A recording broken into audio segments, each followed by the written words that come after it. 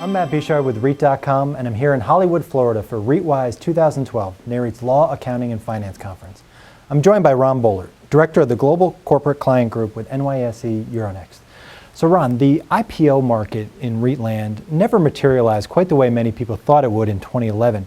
Why do you think that was? Well, last year at this time, we were looking at quite a robust IPO pipeline.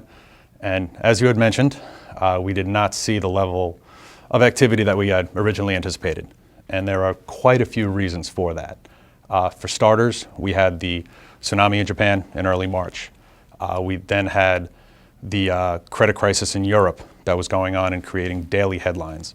And then the US credit issues later in the summer, all of which created a very volatile and tumultuous market for the most part, which made it very difficult for IPOs to get out and price. That being said, we still had 7 REIT IPOs last year that were able to navigate these difficult times and still were able to come to market on the New York Stock Exchange. And what about REITs activity in the secondary markets? Was that also affected by these global issues? It appears that the uncertainty and volatility in the global marketplace did not have as much of an impact on the listed REIT community's ability to raise capital as one would expect.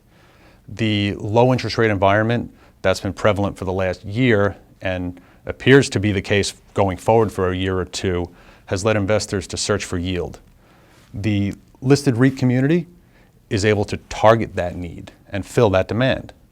So if you look at 2011, the REIT community was able to set a record in raising equity capital and raising $37 billion worth, eclipsing the prior mark set back in 1997, where they raised around $33.5 billion.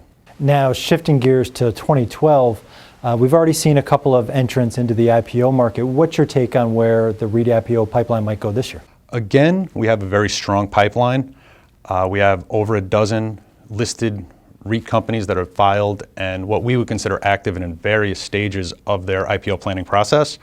As you mentioned, we already broke the ice with the first 2 REIT IPOs of the year in early March. However, it's still yet to be seen how many of these companies will be able to come out this year. Fortunately, the market's been cooperating.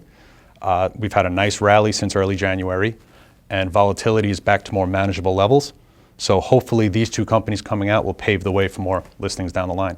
Last question, Ron. What impact could the public non-listed REIT space have in the next year or two? I believe that the public non-listed space will be a very important topic in the coming 12 to 24 months.